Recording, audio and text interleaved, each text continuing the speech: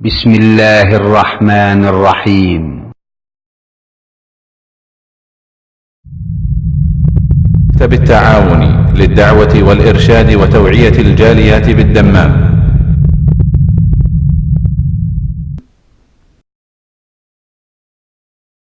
ومن أحسن قولا ممن دعا إلى الله وعمل صالحا وقال إنني من المسلمين. إن جهنم كانت مرصادا للطاغين مآبا لابثين فيها أحقابا لا يذوقون فيها بردا ولا شرابا إلا حميما وغساقا جزاء وفاقا إنهم كانوا لا يرجون حسابا وكذبوا بآياتنا كذابا وكل شيء أحصيناه كتابا فذوقوا فلن نزيدكم إلا عذابا.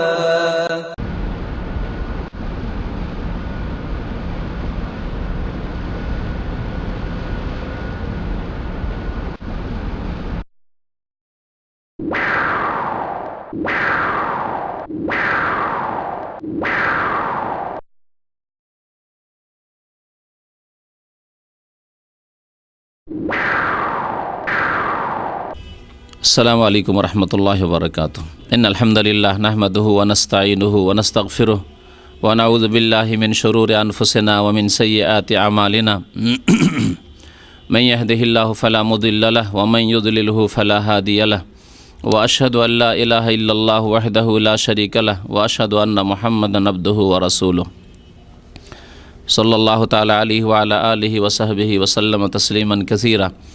या अय्युहल्लज़ीना आमनुत्तक़ुल्लाह हक़्क़ तुक़ातिहि व ला तमूतुन्ना इल्ला व अंतुम मुस्लिमून। या अय्युहन्नासु इत्तक़ू रब्बकुमुल्लज़ी ख़लक़कुम मिन नफ़्सिन वाहिदा व ख़लक़ मिन्हा ज़ौजहा व बस्स मिन्हुमा रिजालन कसीरन व निसाअ वत्तक़ुल्लाहल्लज़ी तसाअलूना बिही वल अर्हाम इन्नल्लाहा काना अलैकुम रक़ीबा। या अय्युहल्लज़ीना आमनुत्तक़ुल्लाह व क़ूलू क़ौलन सदीदा युस्लिह लकुम आमालकुम व यग़फ़िर लकुम ज़ुनूबकुम वमन युतिइल्लाह व रसूलहु फ़क़द फ़ाज़ फ़ौज़न अज़ीमा। अम्मा बाद फ़इन्न खैरल हदीस किताबुल्लाह व खैरल हदी हदी मुहम्मदिन सल्लल्लाहु अलैहि वसल्लम व शर्रल उमूरि मुहदसातुहा व कुल्ल मुहदसतिन बिदअह व कुल्ल बिदअतिन दलाला व कुल्ल दलालतिन फ़िन्नार। अऊज़ु बिल्लाहि मिनश शैतानिर रजीम। बिस्मिल्लाहिर रहमानिर रहीम। इन्न जहन्नम कानत मिरसादा लित्तागीन मआबा लाबिसीन फ़ीहा अहक़ाबा ला यज़ूक़ून फ़ीहा बरदन वला शराबा इल्ला हमीमन व ग़स्साक़ा जज़ाअन विफ़ाक़ा इन्नहुम कानू ला यरजून हिसाबा व कज़्ज़बू बिआयातिना किज़्ज़ाबा व कुल्ल शैइन अहसैनाहु किताबा फ़ज़ूक़ू फ़लन नज़ीदकुम इल्ला अज़ाबा। মহান আল্লাহর সমস্ত প্রশংসা, দরুদ ও সালাম নাজিল হক প্রিয় নবী মুহাম্মদুর রাসূলুল্লাহ সাল্লাল্লাহু আলাইহি ওয়াসাল্লামের প্রতি। আল্লাহুম্মা সাল্লি আলাইহি আল্লাহুম্মা বারিক আলাইহি। গত বছরে জান্নাত সম্পর্কে বেশ কয়েকটি আলোচনা করা হয়েছিল। আশা করি আপনারা যারা নিয়মিত এখানে আসেন সেই জান্নাতের আলোচনাগুলি শুনেছেন। কোরআন এবং হাদিসে জান্নাতের যে বিবরণগুলি রয়েছে, আল্লাহ পাকের নিয়ামতের, সে সম্পর্কে বিস্তারিত আলোচনা আছে। আমার মনে হয় ৫-৬টি আলোচনা তাতে আছে। জাহান্নাম সম্পর্কে আলোচনা করা হয়নি। জান্নাতের আলোচনা হলে সাথে সাথে জাহান্নামেরও আলোচনা হওয়া উচিত। এটি কোরআনই আদর্শ।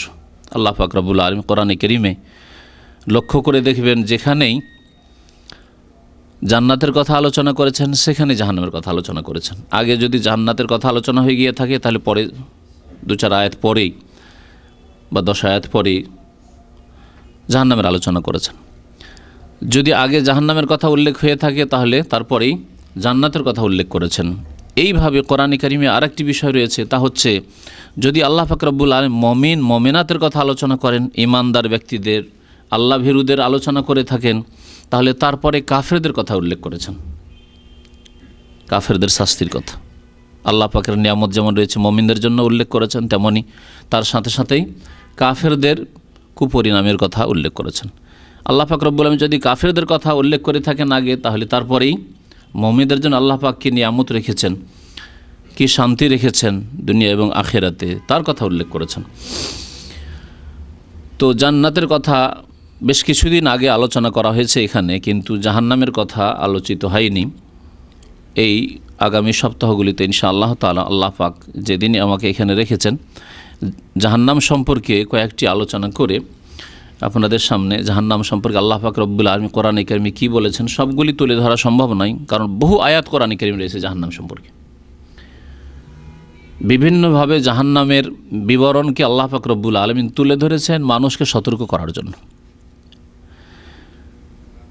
এবং জাহান্নামের প্রতি ঈমান, আখিরাতের প্রতি, পরকালের প্রতি ঈমানের একটি গুরুত্বপূর্ণ বিষয়। পরকালে কাফেরের, মুনাফিকের, মুশরিকের এবং পাপিষ্ঠদের কত শ্রেণীর লোক হইল? কাফের, মুশরিক, মুনাফিক, সবগুলিকে কাফের বলা যেতে পারে, কিন্তু সামান্য পার্থক্যের জন্য ভাগও করে বলা যেতে পারে। এবং এর সাথে সাথে যারা মুসলিম কিন্তু ফাসিক মুসলিম, বিনা তওবায় বিনা সংশোধনে মারা গেছে, পাপিষ্ঠ মুসলিম বিনা তওবায় মারা গেছে, এসব লোকদের বাসস্থান হচ্ছে জাহান্নাম। মুমিন ফাসিক, মুসলিম ফাসিক যারা আল্লাহ পাকের রহমতে কোনো একদিন জাহান্নাম থেকে ফিরে আসবে, কিন্তু যারা কাফের, মুশরিক, মুনাফিক তারা চিরকাল সেখানে বসবাস করবে। খালিদিনা ফিহা আবাদান লা ইয়াজিদুনা ফিহা ওয়ালিয়্যান ওয়ালা নাসীরা, বহু আয়াত এই মর্মে রয়েছে, চিরকাল জাহান্নামে তারা থাকবে। পক্ষান্তরে আল্লাহ পাক রব্বুল আলামিন জান্নাত তৈরি করেছেন মুমিনদের জন্য, জান্নাত তৈরি করেছেন মুমিন আল্লাহ ভীরুদের জন্য, মুত্তাকিদের জন্য। শুধু মুসলিম নয়, বরং মুমিন মুসলিম, ওই সব মুমিন মুসলিম যারা আল্লাহ ভীরু, আল্লাহকে ভয় করেছে, হালাল হারামকে বেছে চলেছে, ফরজ ওয়াজিব আদায় করেছে, নবী করিম সাল্লাল্লাহু আলাইহি ওয়াসাল্লামের আদর্শ মোতাবেক চলেছে, এবং শিরক কুফরির রাস্তা থেকে, পাপের রাস্তা থেকে, বিদাতের রাস্তা থেকে, অন্যায়ের রাস্তা থেকে, জুলম অত্যাচার থেকে, আল্লাহর হকের ক্ষেত্রে জুলম অত্যাচার অন্যায় করেনি, মানুষের হকের ক্ষেত্রে, প্রাপ্যের ক্ষেত্রে অন্যায় অত্যাচার করেনি, তাদের জন্য আল্লাহ পাক রব্বুল আলামিন জান্নাত তৈরি করে রেখেছেন। এই জাহান্নামের কথা আজকে আপনাদের সামনে আলোচনা শুরু করব। আল্লাহ পাক রব্বুল আলামিন যেন আমাদেরকে কোরআন এবং হাদিসের কথা বলার তৌফিক দান করেন এবং তার প্রতি আমল করার তৌফিক দান করেন। আল্লাহ পাক রব্বুল আলামিন সূরা নাবা, সূরা নাবা এই সূরাটি ৩০তম পারার প্রথম সূরা, আম্মা ইয়াতাসাআলুন দিয়ে শুরু হয়েছে। এই সূরার ২১ নম্বর আয়াত থেকে ৩০ নম্বর আয়াতে আল্লাহ পাক রব্বুল আলামিন জাহান্নামের বিবরণ তুলে ধরেছেন বেশ কিছু। ইন্না জাহান্নামা কানাত মিরসাদা লিত্তাগিনা মাআবা। সবগুলি আয়াতের তাফসীর আজকে করব না, আজকে শুধু এতটুকু বলছি জাহান্নাম কাদের বাসস্থল। আল্লাহ পাক বলছেন ইন্না জাহান্নামা কানাত মিরসাদা, জাহান্নাম প্রস্তুত হয়ে রয়েছে। মিরসাদ বলা হয় ওঁত পেতে থাকাকে, ওঁত পেতে থাকা বুঝেন তো না, হ্যাঁ, শিকার ধরার জন্য, অথবা ছিনতাইকারীরা, ডাকাতরা রাস্তার পাশে বসে আছে, ওঁত পেতে বসে আছে, রাস্তা দিয়ে যে কেউ যাবে ছিনতাই করবে, হ্যাঁ, তো প্রস্তুত হয়ে থাকাকে মিরসাদ বলা হয়। ইন্না জাহান্নামা কানাত মিরসাদা, জাহান্নামকে আল্লাহ পাক রব্বুল আলামিন প্রস্তুত করে রেখেছেন, জাহান্নাম তৈরি হয়ে আছে। তাহলে আহলে সুন্নাত ওয়াল জামাতের আকীদা, সমস্ত মুসলিম আহলে সুন্নাত ওয়াল জামাত, উলামায়ে কেরাম, আইম্মায়ে কেরাম, ফুকাহায়ে কেরাম, মুহাদ্দিসিনে কেরাম সকলে বিশ্বাস করেন, এবং এই বিশ্বাস যদি না থাকে কেউ মুসলিম নয়, যে জান্নাত জাহান্নাম সৃষ্টি হয়ে আছে, তৈরি হয়ে আছে, তৈরি হবে নাই, তৈরি হয়ে আছে। আল্লাহ পাক বহু আয়াতি কথা বলেছেন, মিরসাদা প্রস্তুত হয়ে রয়েছে, আল্লাহ পাক এই আয়াতে বলছেন, তাহলে তৈরি হয়ে আছে।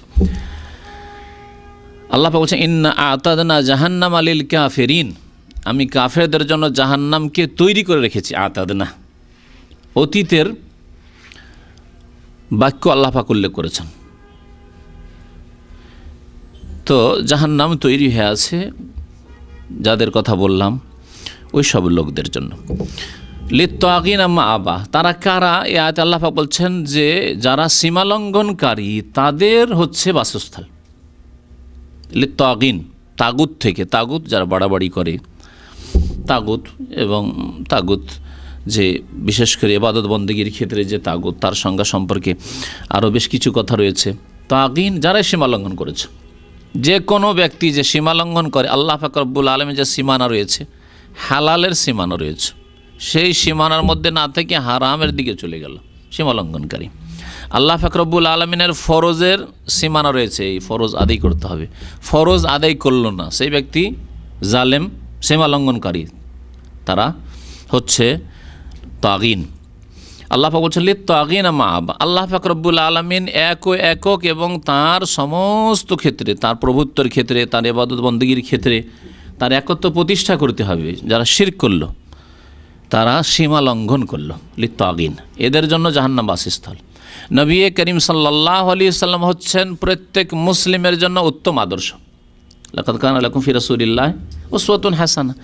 যারা রাসূলুল্লাহ সাল্লাল্লাহু আলাইহি ওয়াসাল্লামের আনুগত্য করলো না, কোনো ক্ষেত্রে নাফরমানি করলো, জেনে শুনে, জানে যে এটি হচ্ছে নবী তরিকা, কিন্তু না অন্যের তরিকে চলে, অন্যের আদর্শে চলে। নবী করিম সাল্লাল্লাহু আলাইহি ওয়াসাল্লামের পক্ষ থেকে কোনো সহিহ হাদিস পৌঁছে গেল, তার উপর আমল করলো না, গ্রাহ্যই করলো না, পরোয়াই করলো না। যারা যে কোনো ধর্মীয় কাজ করার ক্ষেত্রে একথা দেখার প্রয়োজন করলো না যে এই বিষয়গুলি কি নবী করিম সাল্লাল্লাহু আলাইহি সাল্লাম থেকে প্রমাণিত, তারা হচ্ছে বিদআতপন্থী, বিদাতি, নতুন রাস্তা অবলম্বন করলো, নবীর রাস্তা ধরলো না, এরা হচ্ছে সীমা লঙ্ঘনকারী। তারা সীমানা ছড়িয়ে গেল, সীমানা ছেড়ে চলে গেল। লিত্তাগিনের অর্থ করতে হলে যথেষ্ট আলোচনার প্রয়োজন। যারাই সীমা লঙ্ঘন করেছে, আল্লাহ পাক রব্বুল আলামিন কোরআন এবং হাদিসে যে সীমানা নির্ধারিত করেছেন, সেই সীমানা পার করেছে, তাদের বাসস্থান হচ্ছে এই জাহান্নাম। লিত্তাগিন মা আবা। এই জাহান্নাম সম্পর্কে এই 10টি আয়াতে আল্লাহ পাক রব্বুল আলামিন বিভিন্ন দিক উল্লেখ করার পরে শেষ আয়াতে 30 নম্বর আয়াতে, এই 30তম পারা সূরা নাবার, আল্লাহ পাক বলেছেন ফাযুকু ফালান নাযীদাকুম ইল্লা আযাবা। জাহান্নামীরা জ্বলে জ্বলে জ্বলে চিৎকার করে আশা করে মাঝে মাঝে যে আল্লাহর রহম হয়ে যেতে পারে, আল্লাহ রহমান, আল্লাহ রহিম, আল্লাহ দয়াবান, আল্লাহ রহম হয়ে যেতে পারে, আশা করবে হয়তো। আল্লাহ পাক রব্বুল আলামিনের পক্ষ থেকে ঘোষণা, এ কোরআনে কারীমের আয়াত, ফাযুকু, তোমরা এই জাহান্নামের আস্বাদন গ্রহণ করতে থাকো, জাহান্নামের মজা তোমরা চাখতে থাকো, খুব মজা নাও জাহান্নামের। কারণ দুনিয়াতে যে মজা করেছো, হারামের মজা, ফরজ ত্যাগ করে নিদ্রার মজা, ঘুমের মজা ফজরের সময়, রমজানের দিনে পানাহারের মজা, আর আমার মুমিন বান্দারা কষ্ট করেছে, দিনে না খেয়ে থেকেছে, পিপাসায় থেকেছে, মেহনতের কাজ করেছে, তারপরে রোজা ছাড়েনি, ধন সম্পদের ভোগ বিলাসের মজা করেছ, জেনার হারাম মজা করেছ, মদের হারাম মজা করেছ, ফাযুকু ফালান নাযীদাকুম ইল্লা আযাবা। সুতরাং এই মজা চাকতে থাকো, তোমাদের আযাব বৃদ্ধি হওয়া ছাড়া আর কিছু হবে না। এ কথা ভাবিও না যে আযাব হালকা হয়ে যাবে অথবা শেষ হয়ে যাবে, বন্ধ হয়ে যাবে না। ফালান নাযীদাকুম ইল্লা আযাবা, এর চাইতে শক্ত আয়াত, কঠোর বাণী কোরআনে কারীমে উচ্চারণ হয়েছে কিনা আল্লাহ পাক জানেন। কোন এক সালাফের উলামায়ে কেরামদের মধ্যেকার একটি বাণী আছে যে আল্লাহ পাক এত কঠোর ভাষা কোরআনে কারীমে উল্লেখ করেছে কিনা আমার জানা নেই। ফালান নাযীদাকুম ইল্লা আযাবা, তোমাদের আযাব বাড়ানো ছাড়া আর আমি কিছু করব না, মানে বাড়তেই থাকবে, বৃদ্ধি পেতেই থাকবে আযাব। রহমতের কথা চিন্তাই করিও না, কাফের জন্য, মুশরিকের জন্য, মুনাফিকের জন্য, এবং যারা হয়তো নামে মাত্র মুসলমান কিন্তু ইসলামের মধ্যে যে কিছু আমল হইতে হবে, কোনো আমল নেই, কোনো আমল নেই। এই জন্য মনে রাখবেন যে মুসলিম হওয়া যথেষ্ট না, কমের পক্ষে অন্তরে বিশ্বাসের সাথে, ভাষায় জবানে উচ্চারণের সাথে কিছু না কিছু আমল হইতে হবে। এর ওপর সমস্ত উম্মতের, হানাফি, শাফেঈ, মালিকি, হাম্বলি সবার ঐক্যমত আছে, কিছু না কিছু আমল হইতে হবে। সারা জীবন চলে গেল, তার ইসলামের খাতে কোনো আমল নাই, কোনো কর্ম নাই, সে মুসলিম নাই। আর এর চাইতে আর একটু শক্ত মত, আর এটি হচ্ছে কোরআন হাদিস সম্মত সহি মত, এবং গবেষক ওলামায়ে মুহাক্কিকিন ওলামায়ে কেরামরা এই কথাটি বলেছেন, সেটি হচ্ছে যে বেনামাজি হইলে ইসলাম থাকে না, বেনামাজি জান্নাতে যেতে পারবে না, চিরকাল জাহান্নামে থাকবে ওই কাফের, মুশরিক এবং মুনাফিকের মতো। আর সমস্ত উম্মতের ঐক্যমত রয়েছে এই বিষয়ের ওপর যে যদি বলে, যে দাবি করে যে আমি তো মুসলমান, ঘরে জন্ম নিয়েছিলাম, আমার অন্তর্বিশ্বাস ছিল, যদি বলে আমি তো কলেমা পড়েছি, আর জীবনে একবারই পড়ি আর 10 বারই পড়েছি, মন্ত্রের মতো পড়েছে, কিন্তু কোনো আমল তার জীবনে দেখা যায় না, তার কর্মলিপি আমল নামায় যে ফেরেশতাগণ লিখেছেন তাতে কোনো আমল তার পাওয়া যায় না, না 5 ওয়াক্ত নামাজ, না রোজা, না যাকাত, না হজ, না মাতা পিতার সেবা, এগুলো বড় বড় আমল, এগুলি এইরকম কোনো আমল পাওয়া যায় না, তাহলে সেই ব্যক্তি মুসলিম নয়, কাফেরদের অন্তর্ভুক্ত, চিরকাল জাহান্নামে থাকবে। জাহান্নাম সম্পর্কে যে বিষয়গুলি নিয়ে আলোচনা করবে সেগুলি বিষয়ের মধ্যে আসি, কারণ সময় চলে যাচ্ছে। জাহান্নামকে আল্লাহ পাক রব্বুল আলামিন হাসরের মাঠে বিচার দিবসে নিয়ে আসবেন, জাহান্নামকে নিয়ে আসা হবে।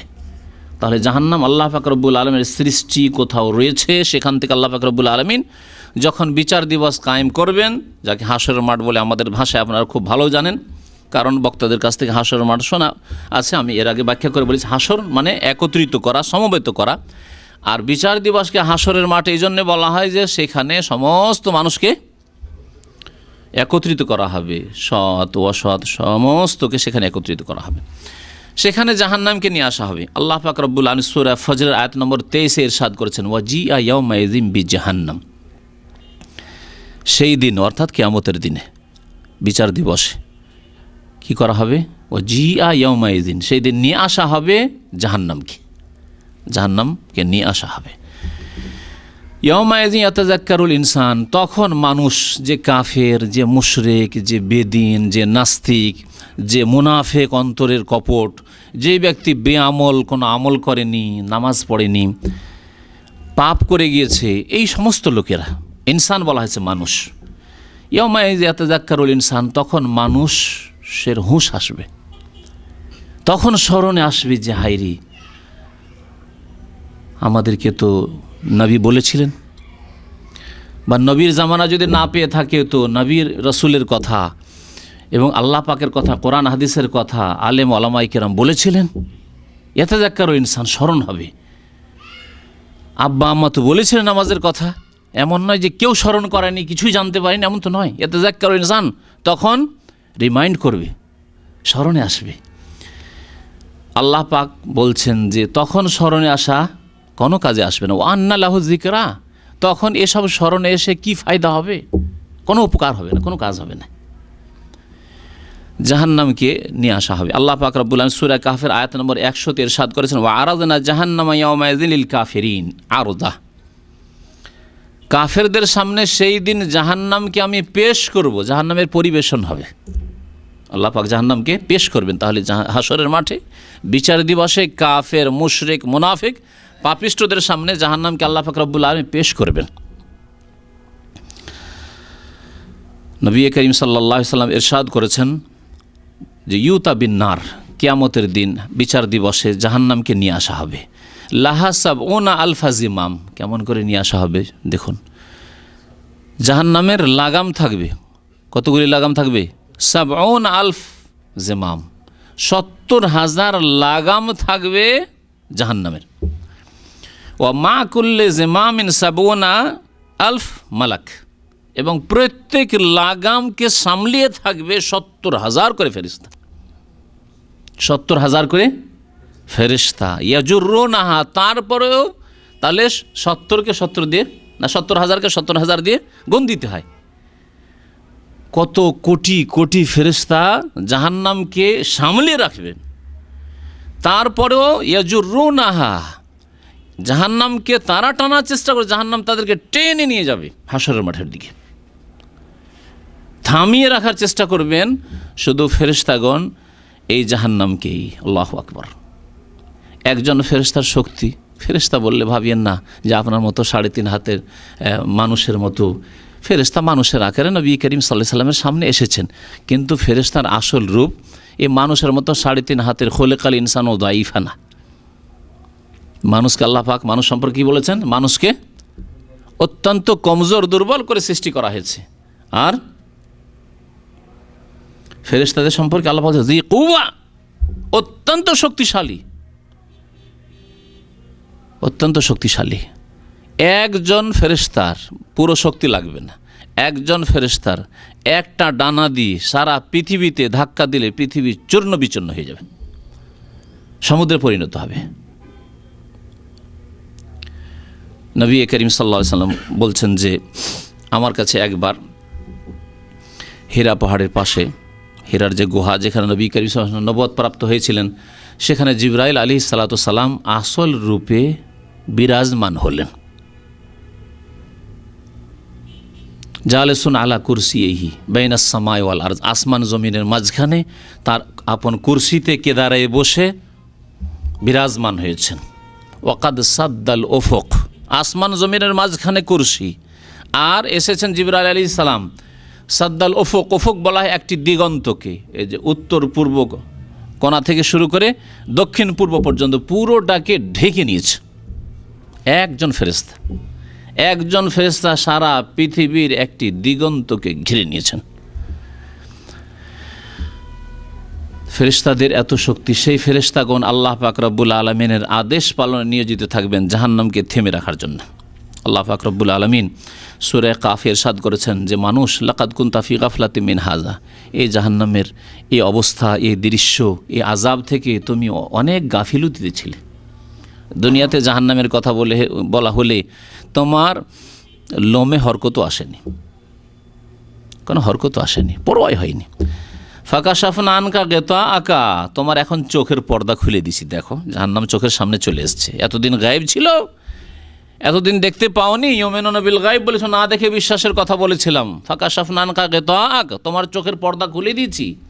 ফাবাসারুকাল ইয়াউমা হাদিদ, সুতরাং তোমার দৃষ্টিশক্তি এখন অত্যন্ত তীক্ষ্ণ হয়ে গেছে।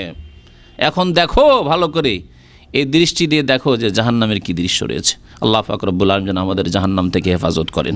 আল্লাহ পাক আমাদেরকে জান্নাতের রাস্তায় চলার এবং তার প্রতি আমল করার তৌফিক দান করেন।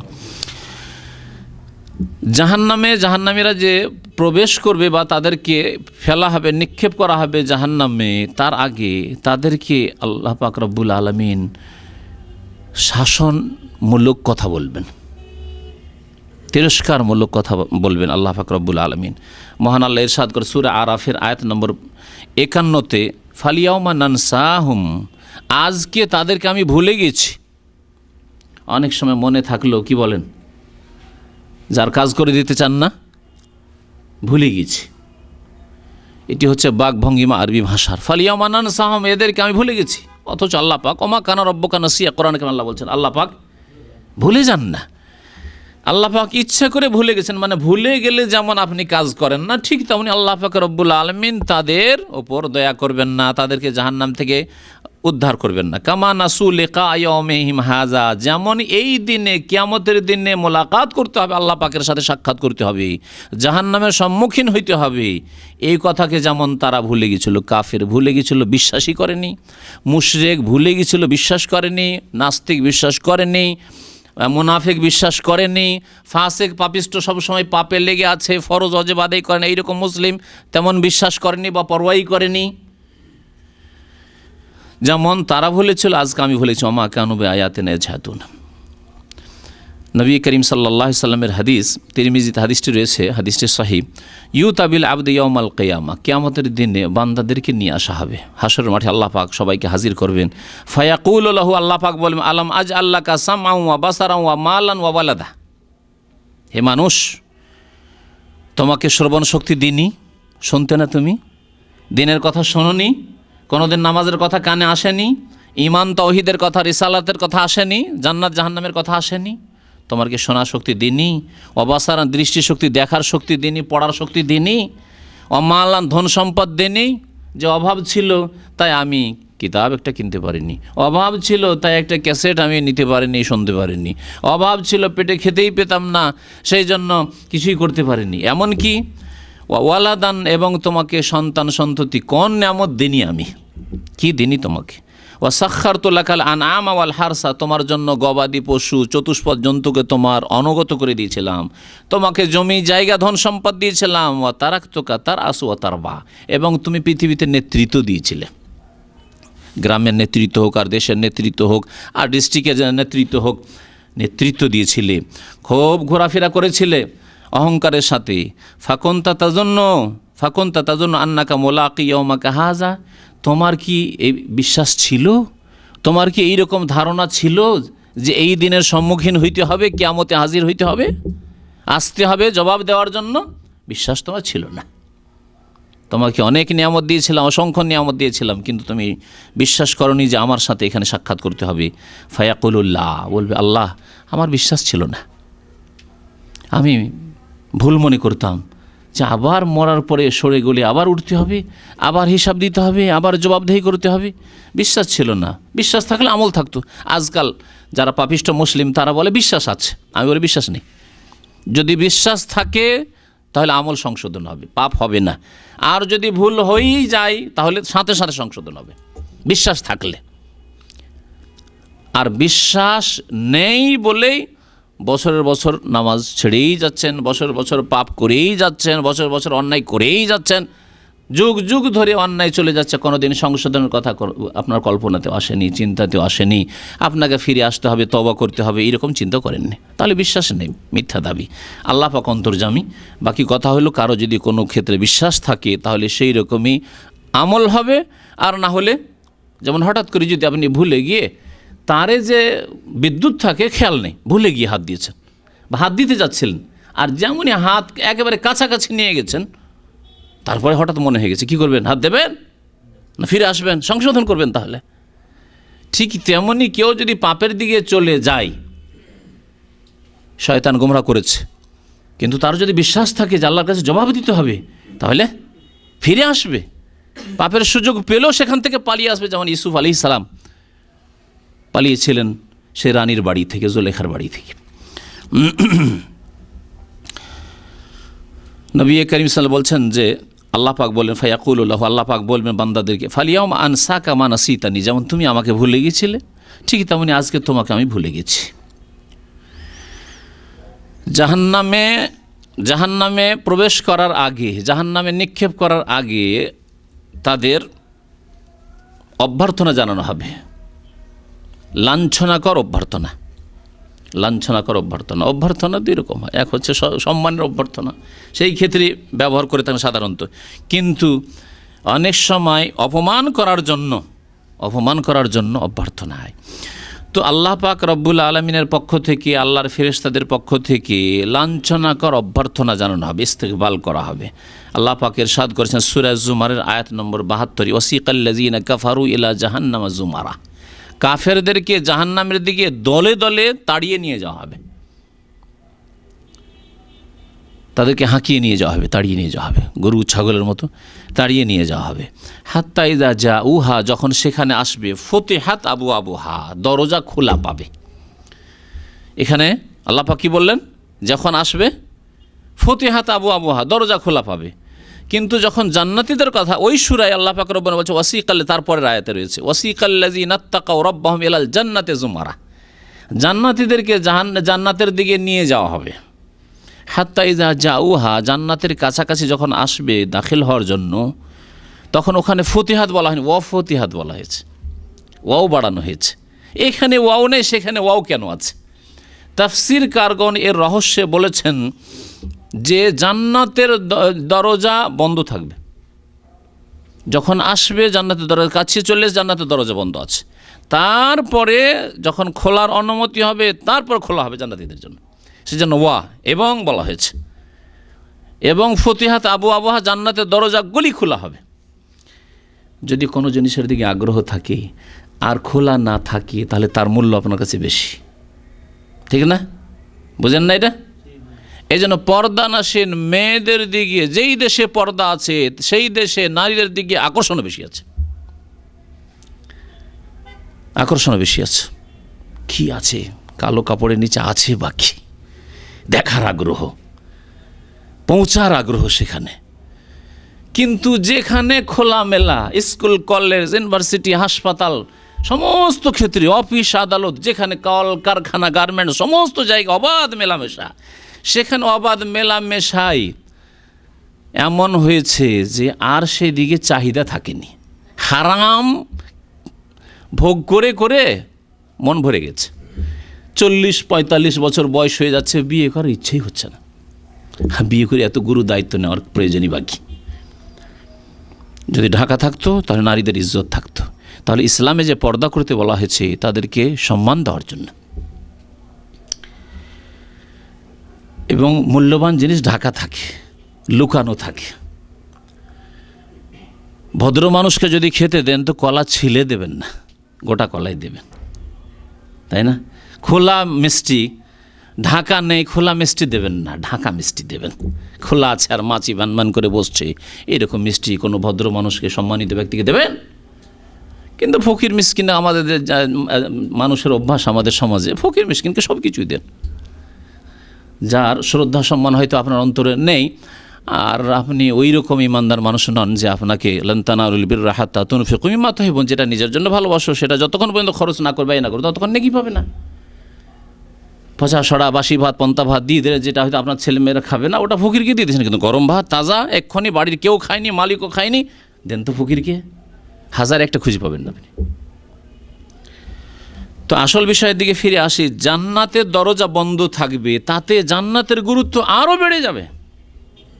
নবী করিম সাল্লাল্লাহু আলাইহি সাল্লামের জন্য প্রথম জান্নাতের দরজা খোলা হবে, অফতিহাত আবওয়াবুহা। আর জাহান্নাম আগে থেকেই খোলা আছে আর প্রস্তুত হয়ে আছে। জাহান্নাম আগে থেকে জাহান্নাম প্রস্তুত হয়ে আছে। এই জন্য আল্লাহ পাক বলছেন ফতিহাত আবওয়াবুহা, খোলা আছে জাহান্নামের দরজা, খোলা আছে। হাত্তা ইযা জাউহা ফতিহাত আবওয়াব, একেবারে খোলা পাবে, ধাক্কা দিয়ে দেওয়া। ওয়াকাল লাহুম খাজানাতুহা, জাহান্নামের দারোগারা বলবে আলাম ইয়াতিকুম, শাসানিমূলক কথা, ইস্তেকবাল এখন চলছে, অভ্যর্থনা, দেখেন কেমন অভ্যর্থনা। আলাম ইয়াতিকুম রাসূলুম মিনকুম, তোমাদের মধ্য থেকে, মানুষের মধ্য থেকে, তোমাদের জাতি থেকে তোমাদের মাঝে কোনো রাসূল নবী কেউ আসেনি?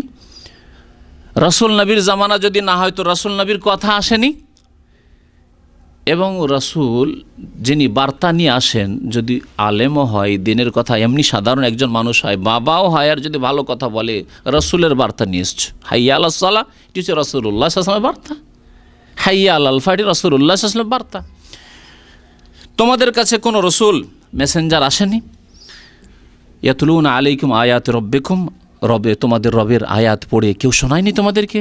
ওয়া ইউনজিরুনাকুম লিকা ইয়াউমিকুম হাযা, এই দিনের সম্মুখীন তোমাদের হইতে হবে, এই দিনে তোমাদের আল্লাহ পাকের সাথে সাক্ষাৎ করতে হবে, আল্লাহর দরবারে হাজির হইতে হবে। এই কথা কেউ বলেনি তোমাদেরকে? জানতে না যে জবাবদেহি করতে হবে? কালু, তারা বলে বালা, কথা ঠিকই, জানতাম, শুনেছিলাম। ওয়ালাকিন হাক্কাত কালিমাতুল আযাব আলাল কাফিরিন, কিন্তু আমরা কাফের ছিলাম, বিশ্বাস করিনি, মানিনি। এবং আল্লাহ পাকের আযাব যে চিরসত্য কাফেরদের জন্য, হাক্কাত কালিমাতুল আযাব, আল্লাহর আযাবের বাণী সত্য প্রমাণিত হয়েছে কাফেরদের ওপর। কাফেরদের জন্য, জালেমদের জন্য যে আল্লাহর আযাবের বাণী রয়েছে, যা উচ্চারিত হয়েছে কোরআন এবং হাদিসে, তার বাস্তবায়ন আজকে হয়েছে, আমরা মানিনি। কিল আদখুলু আবওয়াবা জাহান্নাম, এখন বলা হবে যাও ঢোকো জাহান্নামের দরজায়। খালিদিনা ফিহা, সেখানে চিরকাল থাকো, চিরকাল থাকো। ফাবিসা মাসওয়াল মুতাকাব্বিরিন, আল্লাহ বলছেন অহংকারীদের বাসস্থান অত্যন্ত নিকৃষ্ট বা নোংরা। ফাবিসা মাসওয়াল মুতাকাব্বির, অহংকারী। কে ভাবেন যে অহংকারী? তাহলে যে অহংকার করে তাকে আল্লাহ জাহান্নামে দেবে। আর আমি নামাজ পড়ি না কিন্তু অহংকার করি না, আমাকে আল্লাহ জাহান্নামে দেবে না, তাই না? এইরকমই ভাববেন নাকি? সবচেয়ে বড় অহংকারী যে আল্লাহকে সেজদা করতে অহংকার করে, সবচেয়ে বড় অহংকারী। যেই ব্যক্তি আল্লাহ পাক যিনি সমস্ত নিয়ামত দিয়েছেন তার সামনে সেজদা করার তৌফিক হয় না, সেজদা করতে পারে না, সেই ব্যক্তি মানুষের সামনে অহংকার যে কোনো সময় করতে পারে। লৌকিকতার জন্য করে না, সামাজিকতার জন্য করে না, অথবা দুনিয়ার লাভবান হওয়ার জন্য করে না, অর্থের স্বার্থে, নেতৃত্বের স্বার্থে করে না, হ্যাঁ, সুনাম নেওয়ার জন্য করে না, খ্যাতি ছড়ানোর জন্য করে না, বিভিন্ন স্বার্থ আছে হয়তো। যেই ব্যক্তি দুনিয়ার ক্ষেত্রে দেখছেন যে তার ব্যবহার অমায়িক, নম্রতা আছে, সেটা সৃষ্টিগত অথবা দুনিয়ার স্বার্থ আছে, দুনিয়ার স্বার্থ আছে, যে কোনো স্বার্থ, অর্থের স্বার্থ হোক, নেতৃত্বের স্বার্থ হোক, সুনাম নেওয়া, খ্যাতি নেওয়া ইত্যাদি, যা কিছু হোক না কেন, আর যেই ব্যক্তি আল্লাহ পাক রব্বুল আলামিনের সামনে সেজদায় পড়ে যেতে পারে, যেইভাবে আল্লাহ পাক সেজদায় পড়তে বলেছেন 5 ওয়াক্ত নামাজ, সেই ব্যক্তি কখনো অহংকারী হতে পারে না যদি সত্যিকারী আল্লাহর সামনে সে বিনয়ী হয়। আল্লাযীনা হুম ফি সলাতিহিম খাশিউন, যদি নামাজে তার খুশু থাকে, সে নামাজে যদি বিনয়ী হয়, তাহলে আল্লাহ পাকের বান্দাদের সামনে সে বিনয়ী হবে, সে নম্র হবে। আল্লাহ পাক মুতাকাব্বিরিন এই অর্থে বলেছেন, যে ব্যক্তি আল্লাহর ইবাদতে অহংকারী সে সবচেয়ে বড় অহংকারী, সেই ব্যক্তি মানুষের সামনে অহংকারী হতে পারে। বি'সা মাসওয়াল মুতাকাব্বিরিন। জাহান্নামের দরজা কথা আল্লাহ পাক কোরআনে কারীমে উল্লেখ করেছেন। মহান আল্লাহ ইরশাদ করছেন সূরা হিজরের আয়াত নম্বর 44-এ, ওয়া ইন্না জাহান্নামা লামাউইদুহুম আজমাইন, নিশ্চয় জাহান্নামের তাদের সাথে ওয়াদা করা হয়েছে, জাহান্নামের প্রতিশ্রুতি তাদেরকে দেওয়া হয়েছে। কাদেরকে? যাদের কথা বললাম শুরুতে, কাফের, যতগুলি কাফের আছে, আর জালেম। কাফের নয়, ইসলামের গণ্ডিতেই ছিল, কিন্তু এত পাপ করেছে যে তাদের পাপ নেকির চাইতে বেশি হয়ে গেছে, গুনাহ তাদের নেকির চাইতে বেশি হয়ে গেছে। তাদেরকে আল্লাহ জাহান্নামে দেবেন, তবে আল্লাহর রহমত হবে, তারা ফিরে আসবে যদি ইসলামের গণ্ডিতে থেকে থাকে। আর জাতিতে মুসলিম কিন্তু ইসলামের গণ্ডি থেকে ইসলাম নষ্ট করে যদি বেরিয়ে গিয়ে থাকে নাস্তিকতার মাধ্যমে, পরকালে সন্দিহান হওয়ার মাধ্যমে, অথবা শির কবর মাজার পূজার মাধ্যমে, অথবা এই রকমের যে কোনো ইসলাম নষ্ট করা, ইসলামী আইন ছাড়া মানবরচিত আইন বাস্তবায়ন শুধু নয়, বাস্তবায়ন অনেক সময় ফাসিকের কারণ হতে পারে, কিন্তু বিশ্বাস করে যে মানবরচিত আইনেই শান্তি রয়েছে, মানবরচিত আইন ইসলামী আইনের মতোই বা কোরআন হাদিসের বিধানের মতোই যদি সমানও করে, তাহলে এরাও তাদের ঈমান ইসলামকে নষ্ট করেছে। এ সমস্ত লোকদের সাথে কি করা হয়েছে? ওয়া ইন্না জাহান্নামা লামাউইদুহুম আজমাইন, এই সমস্ত লোকের সাথে জাহান্নামের প্রতিশ্রুতি করা হয়েছে, ওয়াদা যে তোমাদের জন্য জাহান্নাম রয়েছে। লাহা সাবআতু আবওয়াব, আল্লাহ পাক বলছেন তার 7টি দরজা আছে।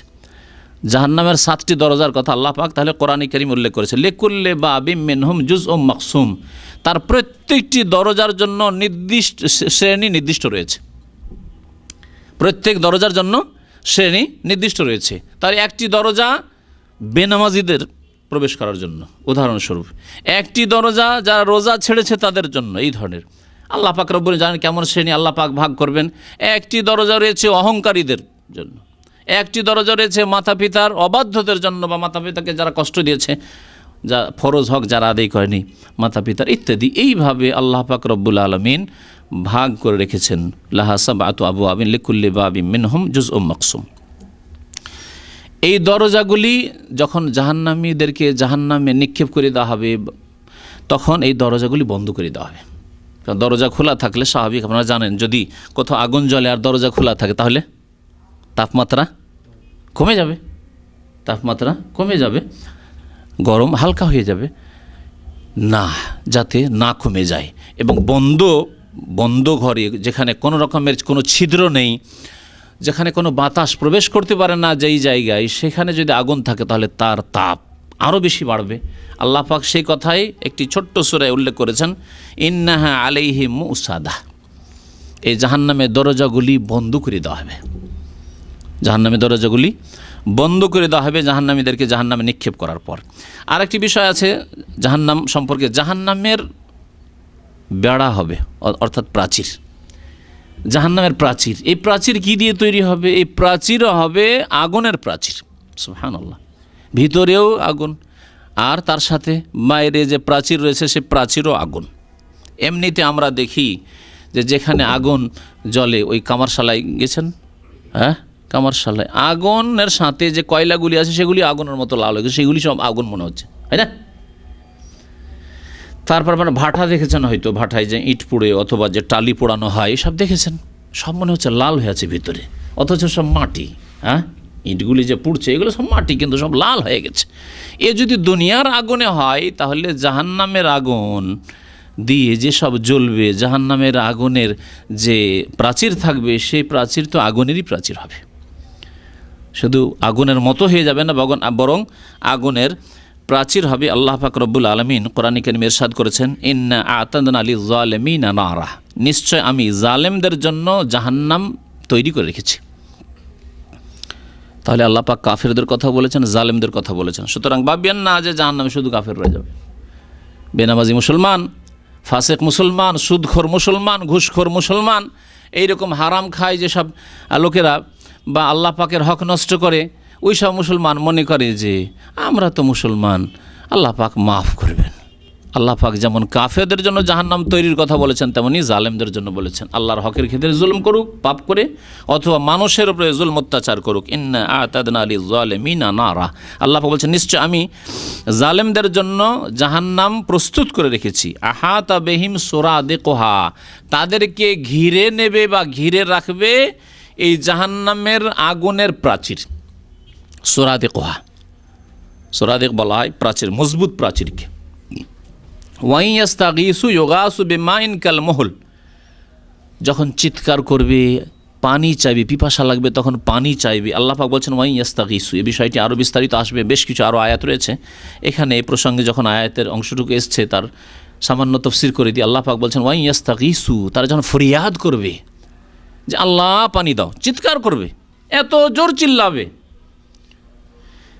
ওয়াইয়াস্তাগীসু ইউগাসু বিমা, তাদের ফরিয়াদের জবাব দেওয়া হবে এমন পানি দিয়ে, বা ফরিয়াদে সাড়া দেওয়া হবে, তাদের চিৎকারে সাড়া দেওয়া হবে বেমাইন, এমন পানি দ্বারা কাল মোহল, যেই পানি হবে পুঁজের মতো। পুঁজ জাহান্নামীদের জ্বলার তাফসির, মহলের তফসির ইবনে আব্বাস রাদিয়াল্লাহু তাআলা একটু অন্য করেছেন। তিনি বলছেন যে মহল হচ্ছে যেই তেলগুলি জ্বালিয়ে জ্বালিয়ে জ্বালিয়ে, দেখেন ফ্রাই করা তেল দেখেছেন হোটেলে, জ্বলে জ্বলে জ্বলে জ্বলে ফুটে ফুটে কালো হয়ে যায়, ঠান্ডা হয়ে যাওয়ার পরে সে নয় ঠান্ডা হয়ে গেল, কিন্তু ফুটন্ত তেল আর অনেকবার যে তেল জ্বলেছে, অনেকবার জ্বলতে আছে, অনেক দিন ধরে জ্বলতে আছে, সেই তেল, ফুটন্ত তেলকে এখানে বোঝানো হয়েছে। তাহলে তারা যখন পানি চাইবে তখন তাদেরকে পানির নামে দেওয়া হবে ফুটন্ত তেল, ইউগাসু বিমাইন কাল মুহল। এই ফুটন্ত তেলে তাদের অবস্থা কি হবে? ইয়াশবিল ওজুহ, তাদের মুখমণ্ডল জ্বলে ভুনা হয়ে যাবে। সুবহানাল্লাহ। এখানকার ভুনা গোশতকে কি বলে জানেন? মশবি বলে না?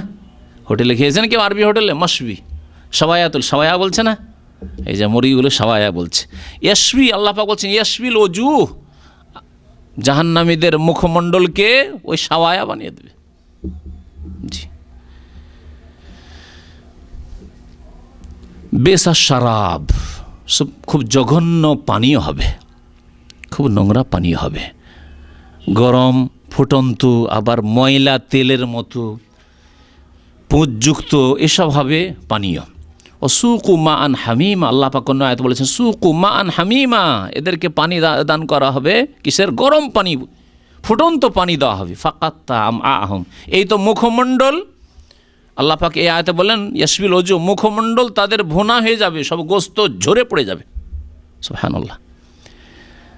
আরেক আয়াতে বলছেন যখন আল্লাহ পাক গরম পানি দেবেন তাদের চিৎকারে, আল্লাহর আযাবের ফেরেশতারা দেবেন পানি, হাজার হাজার বছর চিৎকার করার পরে পানি দেওয়া হবে, সেই পানিতে কি হবে? ফাকাত্তা আমআহুম, তাদের যে নাড়ি ভড়ি আছে সব গলে নেমে যাবে। আল্লাহু আকবার। জাহান্নামের প্রশস্ততা এবং জাহান্নামের গভীরতা সম্পর্কে দু একটি হাদিস শোনাই। আবু হুরায়রা রাদিয়াল্লাহু তাআলা আনহু নবী করিম সাল্লাল্লাহু আলাইহি সাল্লাম থেকে বর্ণনা করেছেন, ইন্না গিলাজা জিলদিল কাফিরি ইসনানে ওয়া আরবাউনা জিরাআন, কাফেরের চামড়া মোটা হবে কতটা? পুরোট কতটা মোটা হবে চামড়া? আমাদের চামড়া দুনিয়ায় কাফের হোক আর মুসলিম হোক, চামড়া আর কত মোটা? 1 ইঞ্চি? তাও না। আধা ইঞ্চি? তাও না, একেবারে চিকন, তাই না? কাফেরের চামড়া মোটা হবে 42 গজ। 42 গজ, 1 গজ কততে হয়? হ্যাঁ, 2 হাতে 36 ইঞ্চি। 36 ইঞ্চি তাহলে 42 84 হাত। সুবহানাল্লাহ। চামড়া এত কেন মোটা হবে? কি রহস্য? এত কেন মোটা হবে? এতে কি লাভ? সায়েন্টিফিক দিক আছে এতে। আল্লাহ পাক রব্বুল আলামিন কোরআনে কারীমের আরেকটি আয়াত এখানে বলে দিই, তারপরে সায়েন্স সম্পর্কে আপনারা বেশি জানেন, বেশি চিন্তা করবেন। আল্লাহ পাক বলছেন কুল্লামা নাযাজাত জুলুদুহুম বাদদালনাহুম জুলুদান গায়রাহা লিয়াযুকুল আযাব, যখন যখন জাহান্নামীদের চামড়াগুলি জ্বলে যাবে, কুল্লামা নজেদাত জলুদহম, যেগুলো চামড়া পাক হয়ে গেছে, পাক হয়ে যাওয়ার পরে, পাক মানে পাকানো হয়ে গেছে আগুনে, আগুনে জ্বলে যখন চামড়া শেষ হয়ে যাবে, আল্লাহ বলছেন চামড়া শেষ হতে বাদ্দাল্লাহুম জুলুদান, নতুন চামড়া তৈরি করে দেবো। কেন? এখনও গোশত বাকি আছে, এখনও হাড় হাড্ডি বাকি আছে, এখনও ভিতর নাড়ি বুড়ি বাকি আছে। আল্লাহ বলছেন চামড়া জ্বলতে আমি চামড়া তৈরি করে দেবো। কেন? সায়েন্টিফিক দিক কারো জানা আছে? আশা করি জানা আছে। চামড়া যদি না থাকে তাহলে তারপরে মানুষ আর টের পাবে না, কষ্ট আর পাবে না। আসল যে মানুষের আগুনে কষ্ট আছে যতক্ষণ চামড়া আছে, চামড়ার মধ্যে এই অনুভূতি আছে।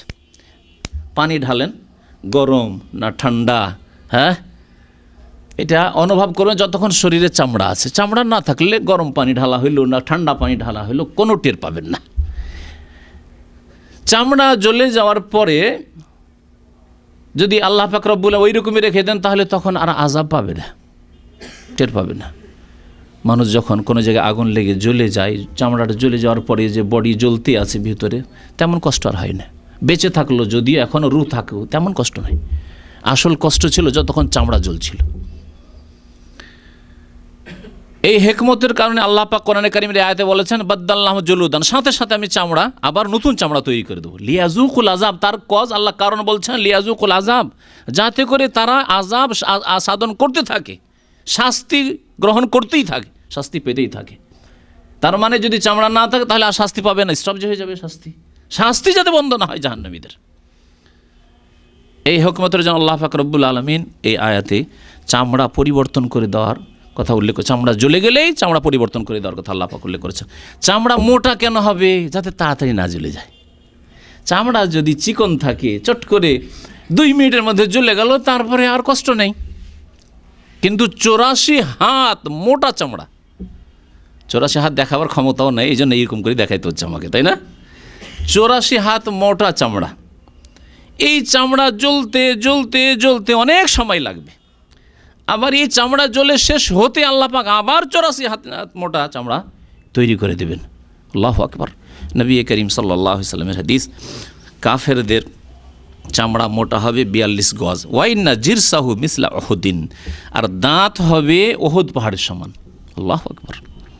বডি যত মোটা হবে, যত বড় হবে, তত বেশি শাস্তি হবে, তত বেশি কষ্ট হবে। একটা দাঁত উহুদ পাহাড়ের সমান, তাহলে দাঁত নিয়েও নড়াচড়া করতে পারবে না। কাফেরের দাঁত হবে উহুদ পাহাড়ের সমান। ওয়াইন্না মাজলিসাহু মিন জাহান্নামা কামা বাইনা মক্কা ওয়াল মদিনা, আর যেই জায়গায় জাহান্নামে পড়ে আছে, মজলিস মানে তার বসার স্থান, সেটি মক্কা মদিনার মাঝে যে দূরত্ব রয়েছে 450 কিলোমিটার হবে। আল্লাহু আকবার। একটি কাফের জাহান্নামে পড়ে থাকবে যেন মদিনা থেকে মক্কার মাঝের যে দূরত্ব রয়েছে এত দূর পর্যন্ত একটি কাফের পড়ে আছে। আল্লাহু আকবার। তিরমিজির হাদিস, আল্লামা নাসিরুদ্দিন আলবানী রাহমাতুল্লাহ এর হাদিসটিকে সহিহ বলেছেন। আবু হুরায়রা রাদিয়াল্লাহু তাআলা আনহু থেকে আরেকটি হাদিস বর্ণিত এই মর্মে, বলছেন যে কুন্না মা রাসূলিল্লাহ সাল্লাল্লাহু আলাইহি ওয়াসাল্লাম, আমরা রাসূলুল্লাহ সাল্লাল্লাহু আলাইহি ওয়াসাল্লামের সাথে একদিন ছিলাম। ইজ সামিয়া ওয়াজবাতান, হঠাৎ করে একটি আওয়াজ শুনলেন, কোনো কিছু পড়ার যে ধুম করে আওয়াজ হয়, একটি আওয়াজ শুনলেন। ফাকাল নবী সাল্লাল্লাহু আলাইহি ওয়াসাল্লাম, নবী করিম সাল্লাল্লাহু আলাইহি ওয়াসাল্লাম বললেন আতাদরুনা মা হাযা, তোমরা জানো যে এটা কিসের আওয়াজ শুনলে? কাল কুলনা আল্লাহু ওয়া রাসূলুহু আলাম, আল্লাহ এবং তার রাসূল বেশি ভালো জানেন। নবী করিম সাল্লাল্লাহু আলাইহি ওয়াসাল্লাম যতদিন জীবদ্দশায় ছিলেন, সাহাবায়ে কেরামরা এইভাবে বলতেন, কারণ তার কাছে ওহী নাযিল হচ্ছে, তিনি সকলের চাইতে বেশি জানেন এবং জানার ব্যবস্থাও তার আছে, ওহীর মাধ্যমে আল্লাহ পাক জানিয়ে দেবেন।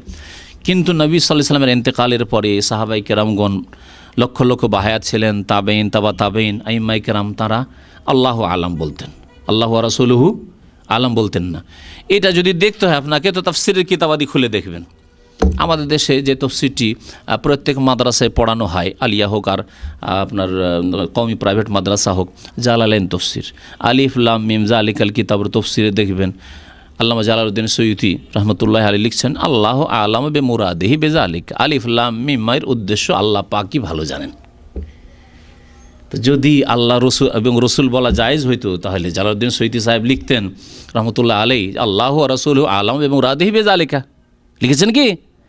তার মানে বোঝা গেল যে আল্লাহ রসুল ভালো জানেন, এ কথা এখন বলা যাবে না। নবী করিম সাল্লাল্লাহু আলাইহি ওয়াসাল্লাম যতক্ষণ বাহায়াত ছিলেন, জীবদ্দশায় ছিলেন, ততদিন পর্যন্ত আল্লাহু ওয়া রাসূলুহু আলাম সাহাবে কেরাম বলতেন। কাল হাযা হাজারুন, এটি একটি পাথরের আওয়াজ ছিল। রোমিয়া বেহি ফিন্নারে, জাহান্নামে তার নিক্ষেপ করা হয়েছিল। মুনজু সাবঈনা খরিফান, 70 বছর আগে, 70 বছর আগে জাহান্নামে নিক্ষেপ করা হয়েছিল, ফেলা হয়েছিল। ফাহুয়া ইয়াহবি ফিন্নারে আল আন, এখন গিয়ে জাহান্নামের তলায় পৌঁছিল, পড়লো, আওয়াজ হইল, আল্লাহু আকবার। হাত্তান তাহা ইলা কারিহা, তার একবারে নিচে গিয়ে এখন গভীরতায় পৌঁছিল। রাওয়াহু মুসলিম, হাদিসটি সহিহ মুসলিমের।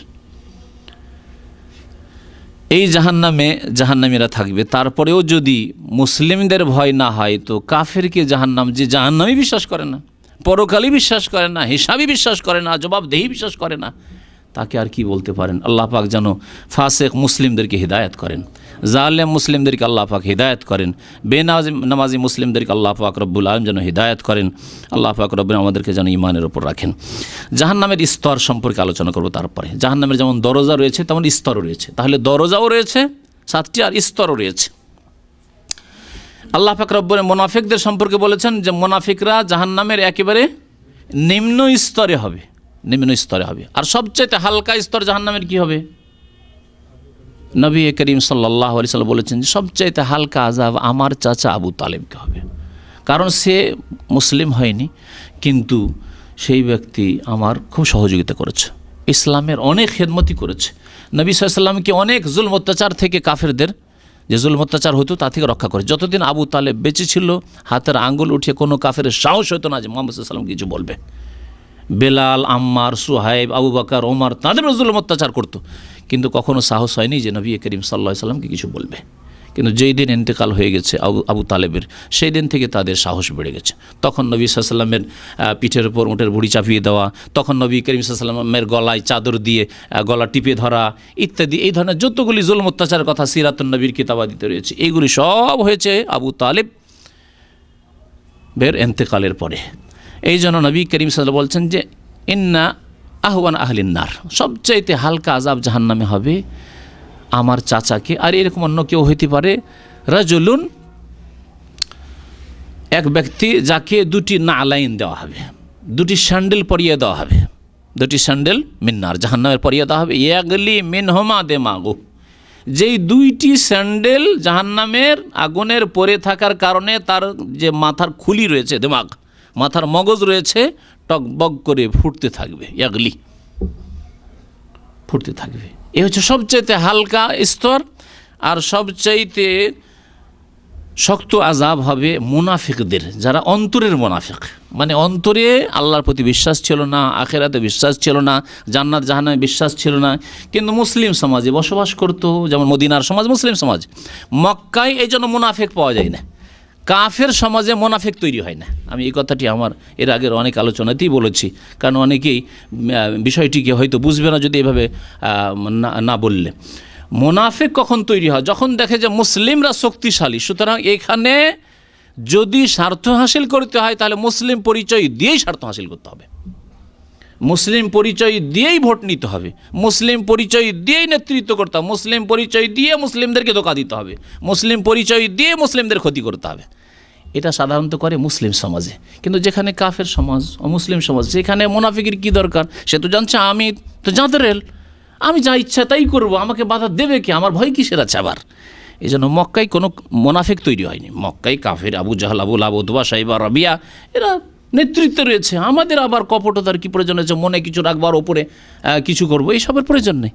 কিন্তু মদিনায় যখন নবী করিম সাল্লাল্লাহু আলাইহি সাল্লাম আওস গোত্র, খাজরাজ গোত্র আনসারীদেরকে পেয়ে গেলেন, তখন আবদুল্লাহ বিন উবাই মুনাফিক দেখলো যে ইসলামের ক্ষতি করতে হলে এখন কলিমা পড়া লাগবে, কলিমা পড়তে হবে, ভিতরে ঢুকে গিয়ে ক্ষতি করতে হবে, আর না হলে বেঁচে থাকাও যাবে না, শান্তিতে থাকাও যাবে না, আর দূর থেকে আবার ক্ষতিও করা যাবে না। যদি বাইরে থাকিও আর বেঁচেও থাকি তো ইসলামের ক্ষতি করা যাবে না ওই রকম, যেই রকম ক্ষতি করতে পারবো ভিতরে ঢুকে গেলে। তখন মুনাফিক তৈরি হয়েছে। 1000 লোক নিয়ে নবী করিম সাল্লাল্লাহু আলাইহি ওয়াসাল্লাম ওহদের যুদ্ধে যাচ্ছেন, গেল কিছু দূর যাওয়ার পরে কি হলো? মুনাফিকরা, এই আবদুল্লাহ বিন উবাই মুনাফিক, যারা ইসলমান মুনাফিকদের নেতা এই উম্মতের, সে 300 লোক নিয়ে বেরিয়ে আসলো যে আমাদের তো পরামর্শ নেন না, আমাদের পরামর্শ, আবু বকরের পরামর্শ নেবেন আপনি, উমরের পরামর্শ নেবেন, আমাদের যখন রাখবেন না পরামর্শে, আমাদের কী বা প্রয়োজন, আমরা চললাম। ও তো আগে থেকে বলে দিতে পারতো যে যাব না, না রাস্তায় গিয়েছে যাতে করে ওই যে 700 আছে তাদেরও মনোবল ভেঙে যাও, তারাও পালিয়ে আসে। আর এইভাবে মুসলিমরা হেরে যায় কুরাইশদের কাছে। এই অসৎ উদ্দেশ্য তার ছিল মুনাফিক। তো মুনাফিক এইরকমই হয়, অন্তরের মুনাফিক। কারণ অনেক লোকের আমাদের মুসলিম সমাজে সামান্য আমলের মুনাফিক পেলে ওকে জাহান্নামের একবারে শেষখানে পৌঁছিয়ে দেয়। বাড়াবাড়ি, জুলম এবং মারাত্মক কথা এটি। ওয়াদা খেলাফি করলো, কেউ আপনাকে টাকা দিতে চেয়েছে, হয়তো পাবেন, ঠিক টাইমে দিল না, ইত্যাদি। এই ধরনের যেগুলো চরিত্র, এগুলো মুনাফিকি চরিত্র, আমলি কর্মগত মুনাফিক, আমলি মুনাফিক বা কর্মগত মুনাফিক বা নিফাক। কিন্তু আকীদার মুনাফিকের জন্য কঠোর শাস্তি রয়েছে। বাকি আমলের যারা মুনাফিক তাদের গুনাহ হচ্ছে আর নেকিও হচ্ছে, আল্লাহ পাক হতে পারে তাদেরকে শাস্তি দিতে পারেন তাদের মুনাফিকের জন্য, আমলি মুনাফিকের কারণে। আর না হলে আল্লাহ পাক তাদের গুনাহ খাতা মাফ করে দিতে পারেন যদি তওবা থাকে, অথবা তারা যদি তাদের নেকি বেশি থাকে। তো জাহান্নামের বিভিন্ন স্তর রয়েছে। আল্লাহ পাক বলছেন ইন্নাল মুনাফিকিনা ফিদ দারকিল আসফালি মিনান নার, নিশ্চয় মুনাফিকরা জাহান্নামের সর্বনিম্ন স্তরে থাকবে। ওয়ালান তাজিদ লাহুম নাসিরা, তাদের কোনো সাহায্যকারী সহযোগী পাবে না। সূরা নিসা 145 নম্বর আয়াত। সামরা বিন জন্দুব রাদিয়াল্লাহু তাআলা আনহুর বর্ণিত হাদিস থেকে জানা যায় যে জাহান্নামে বিভিন্ন স্তরে সাজা হবে। নবী সাল্লাল্লাহু আলাইহি ওয়াসাল্লাম বলছেন মিনহুম মান তাআখুযুহুন নারু ইলা কাবাইহি, কিছু লোকের আছে যাদের টাকনো পর্যন্ত জাহান্নামের আগুন থাকবে, টাকনো পর্যন্ত জ্বলতে থাকবে। ও মিনহুম মান তাআখুযুহু, আর কিছু কিছু লোকের আছে ইলা রুকবাতে, হাঁটু পর্যন্ত, এক হাঁটু পর্যন্ত জাহান্নামের আগুন আছে, ওতেই জ্বলতে আছে। ও মিনহুম মান তাআখুযুহুন নারু ইলা হুজজাতিহি, আর কারো এক কোমর, শরীরের অর্ধেক অংশ পর্যন্ত, এক কোমর পর্যন্ত জাহান্নামের আগুনে জ্বলতে আছে। ও মিনহুম মান তাআখুযুহুন নারু ইলা তারকুতিহি, আর অনেক লোকেরা থাকবে যারা জাহান্নামে হাবুডুবু করতে থাকবে, যেমন যারা সাঁতার জানে না, পানিতে ডুবতে থাকে, উঠে ডুবে এইরকম। আর এর উপর স্তর যে জাহান্নামের একেবারে নিম্ন স্তরে থাকবে এবং সমস্ত শরীর জ্বলতে থাকবে। এই হাদিস দ্বারা বোঝা যায় যে বিভিন্ন স্তর জাহান্নামে রয়েছে। জাহান্নামের ইন্ধন, কারণ আগুন জ্বালালে কি লাগে, কাঠ হোক আর কয়লাই হোক, জ্বালানি লাগে, এক কথায় জ্বালানি লাগে, যাকে ইন্ধন বলা হয়। এই জাহান্নামের ইন্ধন কি হবে বলুন তো দেখি, কি জানা আছে? আর মানুষ হবে না, মানুষ।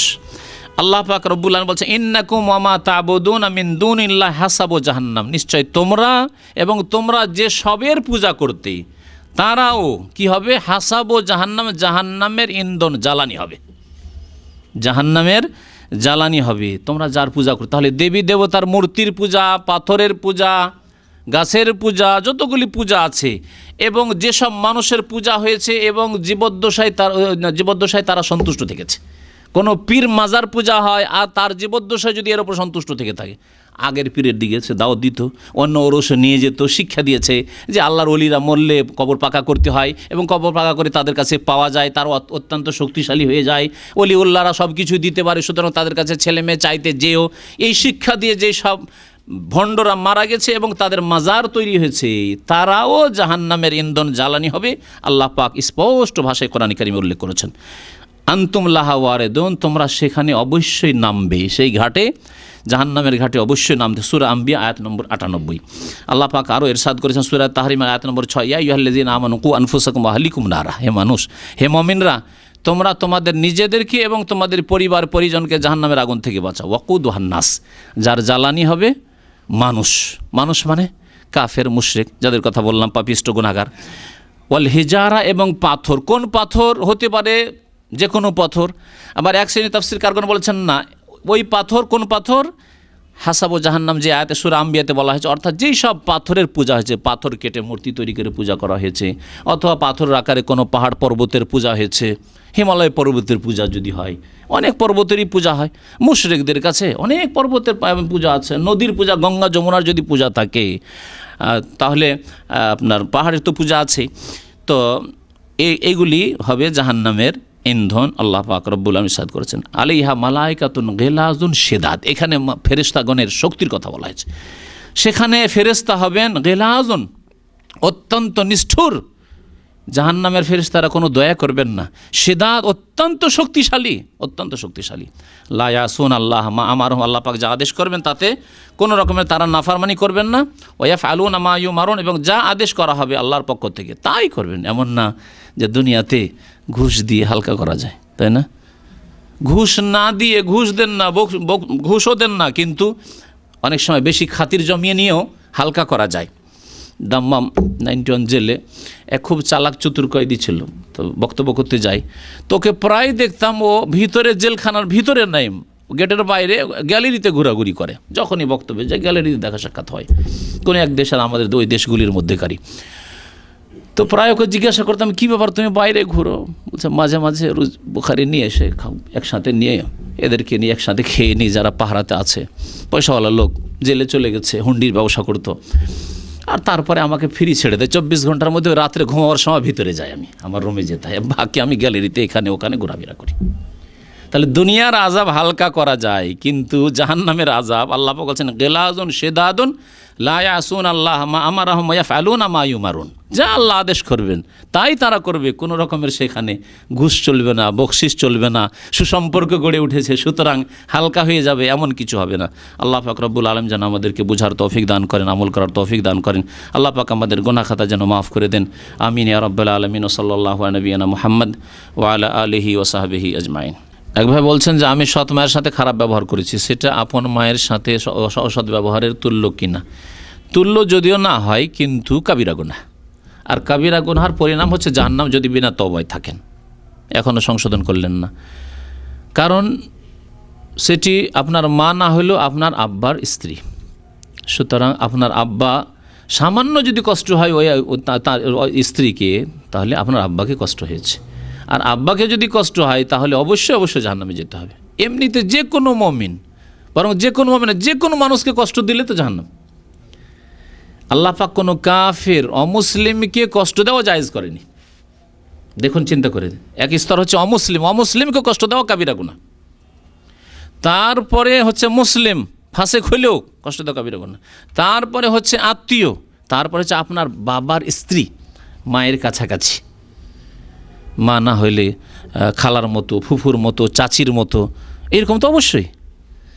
তাহলে কতটুকু কাবিরা গুনার পর্যায়ে গিয়েছে আপনি চিন্তা করুন এবং আল্লাহর রাস্তায় তওবা করুন। তওবার রাস্তা খোলা আছে। আর মানুষের হকের ক্ষেত্রে তওবার শর্ত হচ্ছে যে মাফ নিতে হবে, আপনার ওই সৎ মায়ের কাছে মাফ নিতে হবে। এমন নয় যে আল্লাহর কাছে শুধু তওবা করলেন আর আপনার সৎ মায়ের কাছে আপনি লজ্জায় অথবা অহংকারে আমি আবার সৎ মাকে অন্যায় করেছি এ কথা স্বীকার করবো তার কাছে গিয়ে, না, মাফ হবে না, মাফ হবে না, মাফ নিতে হবে তার সামনে গিয়ে স্বীকার করে। যে সংক্ষিপ্ত নেই অবশ্য। এক ভাই বলছেন যে বাথরুমের বেসিনে ওযু করতে হয়, কিন্তু বিসমিল্লাহ বলা ফরজ, নাপাক জায়গায় আমি বিসমিল্লাহ বলতে ভুলে গেলে এই ক্ষেত্রে কি করণ? বিসমিল্লাহ সম্পর্কে শেখ, এখানকার একজন বড় শেখ, আমি ওই পবিত্রতা সম্পর্কে যে বইটি গত বছর বিতরণ করা হয়েছে সেই বইয়ে এই মশলা আছে, বলেছেন যে যখন বাথরুমে ঢুকবেন তখন বিসমিল্লাহ বলে ঢুকবেন, আর এই নিয়তে ঢুকবেন যে এটি আমার বিসমিল্লাহ, ওজুর বিসমিল্লাহ, বিসমিল্লাহ বলে ঢুকবেন, যথেষ্ট। আর বাকি আমাদের যে বাথরুমগুলি আছে সেই বাথরুম তো আজকাল বড় বেশ, এমন নয় যে একেবারে ওই বাথরুমের জায়গাটা যেখানে কাজায় হাজাত সেই জায়গাটুকু, তাছাড়া একটু দূরে ওখানে করে আছে আপনার কি বলছে, হ্যাঁ, যে হ্যাঁ, যেখানে অজু করার অজুর জায়গা আছে। সুতরাং এই ক্ষেত্রে আমি মনে করি যে বিসমিল্লাহ পড়লেও কোনো দোষ নেই। আজকাল হোটেলে অথবা বাড়িতেও অ্যাটাচ যে বাথরুম হচ্ছে, দরজা খোলা থাকছে, আপনি ঘরে শুয়ে থাকছে 24 ঘন্টা, এখানে কোরআন পড়তে পারবেন না? ওখানে যে দরজা আর ওখানে তো বাথরুম পাশে, 1 মিটার দূরে, কেমন করে পারছেন তাহলে? সুতরাং এই সংশয়গুলি আসলে গুরুত্বপূর্ণ বিষয়গুলি আমরা জানি না, সংশয় শুধু আছে, এগুলি হচ্ছে ওয়াসওয়াসা, কিছুই না। একেবারে কাজা হাজাতের জায়গাটুকু নাপাক জায়গা, আপনি কি বলবেন যে বাকি ওই জায়গাগুলো নাপাক? পুরোটাই নাপাক। রাত দিন পানি দিয়ে ধুইতে আছেন, পরিষ্কার করতেন, তারপর সবগুলি নাপাক হয়ে গেল নাকি? তাহলে আপনার ঘরে অ্যাটাচ বাথরুমওয়ালা ঘরও নাপাক, হোটেলও নাপাক। তাহলে যাই হোক, সতর্কতা হচ্ছে যে বাইরে থেকে বিসমিল্লাহ পড়ে যায়, কেউ যদি ভুলে যায় পড়ুক, বিষয় তো সেখানে। জি, ভাই প্রশ্ন করছেন যে হাশরের মাঠ কোথায় হবে? অনেকে বলে থাকে যে আরাফাতে হাজি আটে না। দাম্মামের লোকটি যদি আরাফায় চলে যায় তাহলে সব মরে শেষ হয়ে যাবে, ভিড় বাড়ে। জাহেলদের কথা এগুলো, আমাদের সব মূর্খদের কথা। বরং ছোটোকালে শুনতাম যে হাজিরা গিয়ে বলতো যে মক্কায় হারেম শরীফের সামনে ওই তারাজু দেখে এসেছি। তারাজু বুঝেন? দাঁড়িপাল্লা, আঞ্চলিক ভাষা তারাজু বলে না দাঁড়িপাল্লাকে। দাঁড়িপাল্লা দেখেছি, কী হবে? ওতে নেকি বদি মাপা হবে, নকিদ বৈদুই মাফার, এই ধারণা নিয়ে ছোটোকালে অনেক দিন ছিলাম। তারপরে মক্কা মদিনা এসেও দাঁড়িপাল্লা খুঁজেই পাই না, কোথায় যে দাঁড়িপাল্লা আছে। ওই রকমই যেমন এক বক্তা বলেছে, দেশের এক বক্তা বলেছে যে আমি তাইফে গেলাম, তাইফে গিয়ে নবী সাল্লাল্লাহু আলাইহি ওয়াসাল্লাম 1400 বছর আগে কোথায় রক্ত ঝরে পড়েছে, রক্ত নাকি দেখে গেছে। বক্তা, প্রসিদ্ধ বক্তা বলছে তাইফে এসে রক্ত। আমরা এই দেশে 20 বছর থেকে কোথাও রক্ত দেখতে পেলাম না। একবার কখন নসিব হয়েছে তাইফ আসা, ও তাইফে রক্ত দিয়ে গেছে। বর্ণামীর সীমা আছে? আপনারা তো বলেন যে নাম ধরে বলা ঠিক না, নাম ধরে বললে কষ্ট হবে, তো এত নাম না ধরে বললে যথেষ্ট এতটুকু সংশোধনের জন্য, যেগুলো গুমরাহি সব আসলে। এক ভাই বলছেন যে মাযহাবধারী মাদ্রাসাগুলিতে যে ফিকহের কিতাব পড়ানো হয় এবং আহলে হাদিস মাদ্রাসাতে যে ফিকহের কিতাব পড়ানো হয়, এই কিতাবদ্বয়ের পার্থক্য কি? কিছুদিন আগে 2-3 মাস আগে এখানে হাইয়াত কেবারুল ওলামা, মানে বড় ওলামাদের যে আছে সংসদ এই সৌদি আরবে, বড় বড় ওলামা ইকরাম, তাদের একটা এখানে কমিটি আছে। সেই কমিটি একজন সদস্য এসেছিলেন আল্লামা সাদ শাসরি, অল্প বয়সের লোক কিন্তু খুব বড় আলেম। কিছুদিন আগে টিভিতে ওনার সম্পর্কে শুনে হবেন যারা খবর টবর শোনেন, বিশেষ একটা খবরে ওনার সম্পর্কে বেশ আলোচনা এসেছিল। তো উনি এই একটি গুরুত্বপূর্ণ কথা বলেছেন, ওনার ভাষায় নকল করছে। উনি বলছেন যে হানাফি, শাফি, মালিক, হাম্বলির ফেকাগুলি আমল করার জন্য লেখা হয়নি। ফেকার কিতাব আমলের জন্য লেখা হয়নি, কোরআনের মতো হাদিসের মতো। যে কোরআন আল্লাহ নাযিল করেছে কি জন্য? বিশ্বাসের জন্য আর আমলের জন্য। হাদিস, রসুলের হাদিস কিসের জন্য? বিশ্বাস করার জন্য এবং আমল করার জন্য, কাজে পরিণত করার জন্য। কিন্তু ফেকার কিতাব এই জন্য নয় যে ফেকার কিতাব উঠিয়ে নেবেন আর ফেকাতে যে মাসলা আছে আমল করতে থাকবেন, আমল করতে থাকবেন না, এই জন্য ফেকার কিতাব লেখা হয়নি। তাহলে কী জন্য?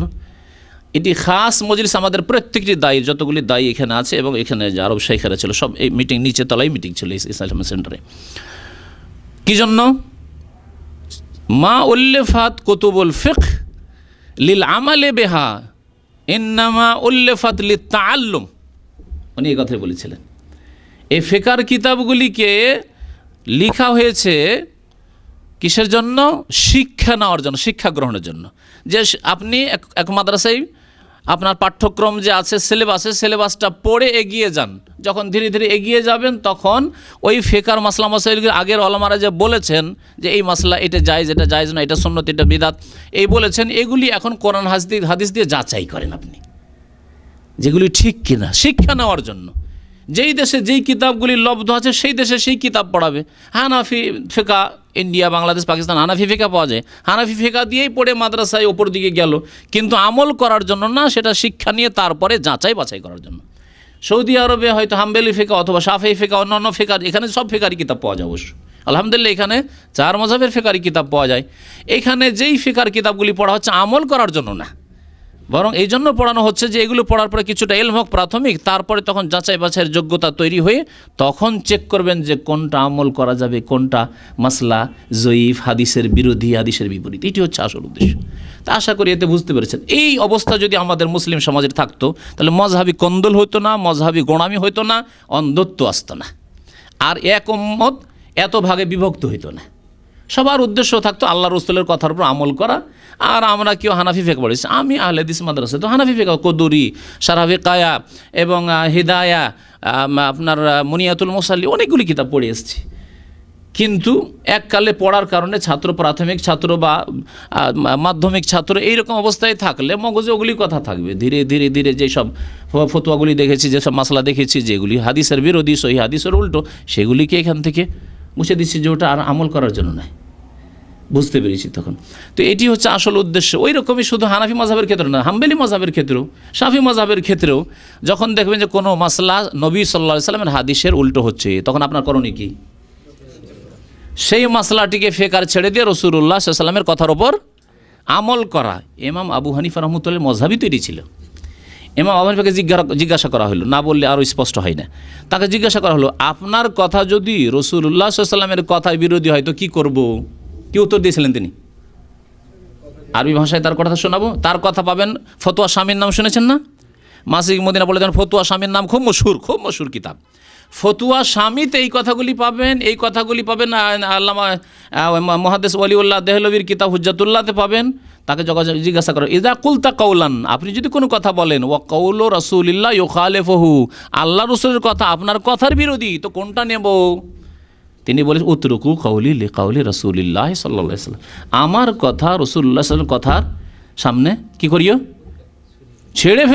ছেড়ে দিও। অন্য তার আরেকটি বক্তব্য আছে, ইজরেবু বেহি আরজাল হায়েত, দেওয়ালে ছুঁড়ে মারিও, ফেলে দিও আমার কথা। আল্লাহ রাসূলের সামনে আমার কথার আবার কিসের মূল্য? এই কথা তিনি বলেছেন। এটি হচ্ছে তার ইসলাম, এটি হচ্ছে আমাদের ইসলাম। আল্লাহ নবীর পাশে রাখবেন কথা কারো, আবু বকরের কথা রাখবেন, এটিও হইতে পারে না যদি বিরোধী হয়। কিন্তু আবু বকর ওমর বিরোধী হয়নি, সেই জন্য ঠিক আছে, ওই রাস্তা ঠিক আছে। তো তারপরে তাকে জিজ্ঞাসা করা, দ্বিতীয় স্তর শুনে জিজ্ঞাসা করা হলো যে এজা কানা কওলুকা ইউখালিফু কওলা সাহাবা, আপনার কথা যদি সাহাবায়ে কেরামের কথার বিপরীত হয়, তার কোনটা নেব? সাহাবীর কথা নেব, আবু বকর ওমরের কথা, আবু হুরায়রার কথা, আনাসের কথা নেব, না আপনার কথা নেব? সাহাবী আর ইমাম আবু হানিফা তাবেঈ অথবা তাবেঈ, মানে একেবারে যখন ছোট ছিলেন তখন বলা হচ্ছে যে বেশ কিছু সাহাবারা তখন বেঁচে ছিলেন, ছোট বাল্য জীবনে, সাবালক হওয়ার পর নয়।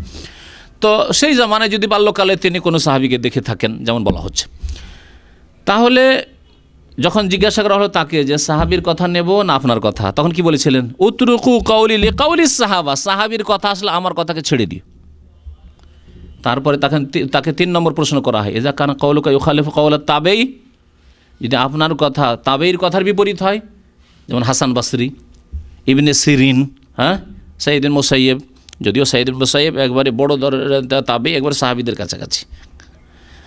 তো এইভাবে যখন জিজ্ঞাসা করা হলো যে তাবেঈদের কথার বিপরীত যে আপনার কথা হয়, তখন তিনি বলেছেন যে তারা হুম রেজাল ও নাহানু রেজাল, তারাও মানুষ আর আমিও মানুষ, সুতরাং এই ক্ষেত্রে যাচাই করতে হবে। হতে পারে আমার কথাই তাদের চাইতে বলিষ্ঠ হইতে পারে, অথবা তাদের কথা আমার চাইতে বলিষ্ঠ। এই কথা বলেননি যে না আমার কথাকে তার উপর প্রাধান্য দেবে, এই কথা বলেননি। বলেছেন তারাও মানুষ, মানে তাদের দ্বারা ভুল হইতে পারে, আর আমিও মানুষ, সুতরাং আমার দ্বারা ভুল হইতে পারে, এই কথা বলেছেন। আশা করি স্পষ্ট। আল্লাহ পাক রব্বুল যেন বুঝার তৌফিক দান করেন, আমল করার তৌফিক দান করেন। সময় বেশি হয়ে গেছে মনে হয়, জরুরি থাকলে বলেন, নাহলে প্রশ্ন এর ছাড়া আলোচনার বাইরে এগুলো দরকার নেই। টাকনার নিচে কাপড় নিয়ে নামাজ হবে কি? টাকনার নিচে যদি কাপড়ে যেত জাহান্নামে যাবেন, তো নামাজ হবে আর না হবে প্রশ্ন করে কি করবেন?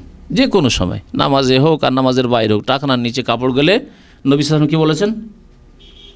মা আসফালা মিনাল কাবাইনি মিনাল ইজারি ফিন্নার, বুখারী বাংলা তর্জমা হয়েছে, দেখে নেবেন, জাহান্নামে যাবে। আচ্ছা, এই হাদিসে অহংকারের কথা বলেন। এক শ্রেণীর লোকের আজকাল বলে যে না অহংকার থাকলে ওইটা হবে, আর আমার অহংকার নেই, আমার কাপড় যদিও লম্বা রেখেছি কিন্তু আমার অহংকার নেই।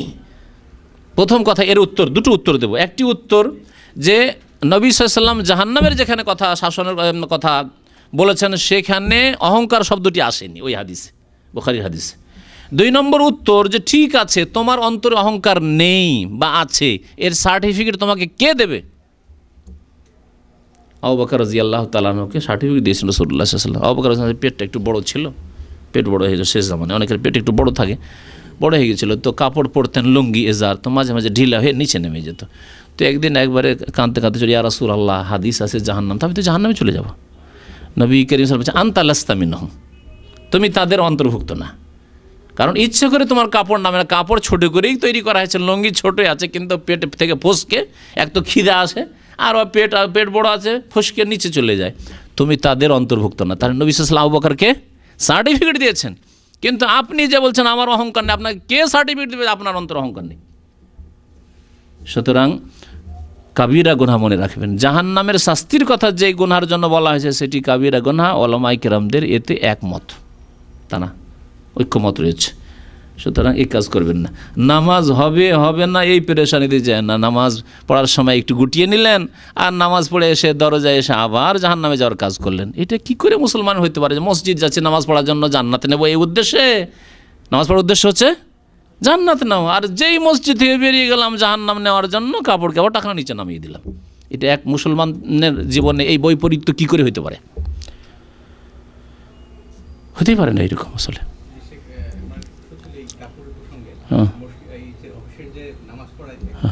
হ্যাঁ হ্যাঁ হ্যাঁ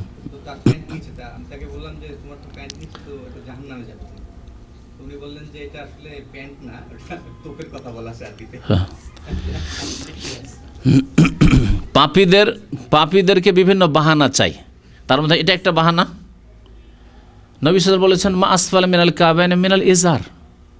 ইজার তখনকার জামানায় বলে, ইজার মানে শাব্দিক অর্থ লুঙ্গি অবশ্য, তার মানে লুঙ্গিতে শুধু জাহান্নাম হয় আর পায়জামাতে হবে না, প্যান্টে হবে না, তাহলে জুব্বাতে হবে না। জুব্বাকে কি এজার বলছে? এজার আরবি শব্দের অর্থ হচ্ছে যে শরীরের নিম্নভাগ যা দিয়ে ঢাকা হয় তার নাম হচ্ছে এজার, আর ওপর ভাগ যা দিয়ে ঢাকা হয় তার নাম হচ্ছে রেদা। যেন এহরামের কাপড়ে ওপরে যেটা পরে একই সেম কাপড়, কিন্তু ওপরে যেটা পরছেন সেটার নাম হচ্ছে রেদা, আর নিচে যেটা বাঁধলেন ওটার নাম হচ্ছে এজার। সে কেরালার মতো খোলা লুঙ্গি থাক আর আমাদের মতো শিলা লুঙ্গি থাক, যেরকমই থাক না কেন, ও হচ্ছে এজার। নিচেরটা এজার, ওপরেরটা রেদা। নবী সাল্লাল্লাহু আলাইহি ওয়াসাল্লাম বলেছেন যে এজার যদি নিচে যায়, কারণ নিচে থাকে ওটা, নিচে যদি টাকনা নিচে যায় তাহলে জাহান্নামে যাবে। দুটি শাস্তির কথা বলা হয়েছে। আর একটা বলা হয়েছে মান জাররা সাওবাহু খাইলা লাম ইয়ানজুরিল্লাহু ইলাইহি ইয়াওমাল কিয়ামা। যেই ব্যক্তি অহংকার করে কাপড় ঘষ্টাবে, কাপড় ঝুলাবে, আল্লাহ পাক তার দিকে রহমতের নজর দেবেন না। তার রহমতের নজর দেবেন না অহংকার করলে। আর বিনা অহংকারে তুমি খামাখা তৈরি করেছো লম্বা করে যদি করো এরকম, তাহলে জাহান্নামে যেতে হবে। কেন তৈরি করেছো? হ্যাঁ, তৈরি ছোট করে করেছেন, কিন্তু অনেক সময় ফিতা এখানকার রাবারগুলি এমন ঢিলা হয়ে যায় আমাদের জন্য বিপদ। কারণ এই দেশের মানুষ বেশিরভাগ মোটা, তো আমি তো মানে আমার 3 মাস পর ওই পায়জামার বিপদ আসে, চেঞ্জ করতে হয়। পায়জামা নতুন আছে, ওকে ফেলতে মায়া লাগে, আর এইদিকে রাবার মোটা মানুষের জন্য পাঠাচ্ছে চায়না থেকে তৈরি করে, আর কোথা থেকে তৈরি করে পাঠাচ্ছে মোটাদের জন্য তৈরি। আমরা তো অত মোটা মানুষ নাই, দেখা যায়। আর আবার লম্বার সাথে এরা মোটাও কম নয়। তো আমাদের মুশকিলটা হচ্ছে কি যে ওই ফুস করে ওই নিচে নেমে যায়, বারবার করে নিচে নেমে যায়, মুসিবত। তো যার অনিচ্ছাকৃত নেমে যায় সেটা আলাদা, কিন্তু আমাকে কিনতে হবে টাকনার ওপর করে, তৈরি করতে হবে টাকনার ওপর করে। এমন নয় যে আমি কেনবো টাকনার নিচের প্যান্ট, এটা চলবে না, হারাম। আপনার তখন থেকে অসৎ নিয়ত যে আপনি টাকনা ঢেকে আপনি কাপড় পরবেন। আর এই কাবিরা গুনাহকে গুনাই মনে করেন না আজকালকার মুসলমান, বরং এটাকে ভদ্রতা, ফ্যাশন, না হলে অসভ্য বলবে, সভ্যতা। এই সভ্যতা হারাম সভ্যতা করবেন। আল্লাহ হিদায়াত করেন মুসলমানদেরকে। আমিন ইয়া রাব্বাল আলামিন। সাল্লাল্লাহু নবিয়িনা মুহাম্মদ ওয়া আলা আলিহি ওয়া সাহবিহি আজমাইন।